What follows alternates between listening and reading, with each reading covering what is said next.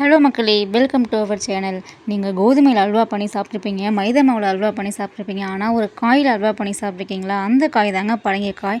எந்த மாவுமே சேர்க்காம வெறும் காய் மட்டுமே வச்சு நம்ம ஒரு சூப்பரான அல்வா தாங்க பண்ண போகிறோம். எல்லோ பம்கின் சொல்லுவோம்ல, அதுதாங்க இது. மஞ்சள் பூசணிக்காய், இன்னொரு பேர் வந்து பரங்கிக்காய்ங்க. இந்த பரங்கிக்காயை 2 பவுல் நான் எடுத்துருக்கேங்க. ஒரு குக்கரில் ஆட் பண்ணிக்கலாம். 2 பவுல் பரங்கிக்காயை போட்டுக்கோங்க.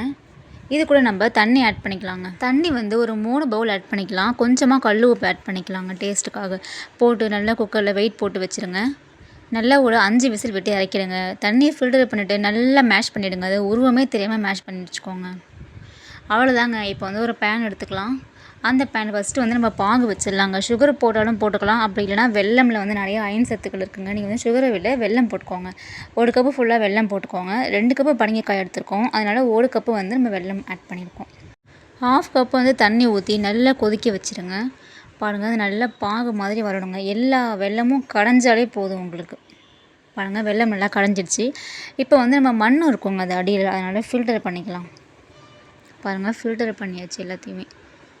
மண் எவ்வளோ இருக்குது பார்த்தீங்களா? அவ்வளோதாங்க. இதுவும் மேஷ் பண்ணி நம்ம ரெடி பண்ணி வச்சுருக்கோம். இப்போ அதை வந்து ஒரு பேனில் போட்டுக்கலாம். போட்டு நம்ம நல்லா அதை வந்து கிளறி விட்டுக்கலாங்க. ரெடி பண்ணி வச்சுருக்கோம்ல பாகு, அது எல்லாத்தையுமே இது கூட நம்ம சேர்த்துடலாம். பாருங்கள், நீங்கள் சுகரை சேர்க்குறத விட வெல்லம் போட்டிங்கன்னா உங்களுக்கு ரொம்ப ரொம்ப நல்லதுங்க. சுகர் அப்படியே கொஞ்சம் கொஞ்சமாக நீங்கள் கம்மி பண்ணிகிட்டே வந்துடுங்க. இதை போட்டு நம்ம நல்லா கிளறி விட்டுக்கிட்டே இருக்கணுங்க. கட்டிகள் இல்லாமல் நல்லா நீங்கள் மேஷ் பண்ணி வச்சா தான் இதில் நீங்கள் போட்டு கிளறும்போது உங்களுக்கு கை வலிக்காமல் இருக்கும். இது கூட வாசனைக்கு கொஞ்சமாக ஏலக்காய் பவுடர் இருக்குல்ல, அதை போட்டுக்கலாம். நெய் வந்து ஒரு 2 டேபிள் ஸ்பூன் ஃபுல்லாக நம்ம நெய் ஆட் பண்ணிக்கலாங்க. நெய் வந்து ரொம்ப முக்கியம் இதுக்கு. பார்த்தீங்களா எப்படி தண்ணிலாம் போய் சூப்பராக வந்துருச்சு பாருங்கள். இப்போ வந்து ஒரு பேனில் 2 ஸ்பூன் நெய் ஆட் பண்ணிக்கலாம். நம்மளுக்கு பிடிச்ச ட்ரை ஃப்ரூட்ஸ் எல்லாத்தையுமே நம்ம ஆட் பண்ணிக்கலாங்க. முந்திரி, பம்கின் சீட்ஸு, சன்ஃப்ளவர் சீட்ஸு, திராட்சை, பாதாம், உங்களுக்கு எது பிடிக்குதோ நீங்கள் அதை ஆட் பண்ணிக்கலாம். இப்போ வந்து ஒரு பிளேட்டில் வந்து நம்ம ஃபுல்லாக நெய் அப்ளை பண்ணிடலாம். நெய் அப்ளை பண்ணிவிட்டு எடுத்து வச்சுருக்கோம்ல, அது எல்லாத்தையுமே போட்டு நம்ம கட் பண்ணி சர்வ் பண்ணிடலாம். சூப்பரான பரங்கிக்காய் அல்வா தயாராகிடுச்சு. குட்டீஸ்க்கு வீட்டில் பர்த்டே வந்தால் நீங்கள் கேக்கு அந்த மாதிரி க்ரீம் வச்சு வாங்கி கொடுக்குறத விட இந்த மாதிரி ஹெல்த்தியாக பண்ணி கொடுங்க.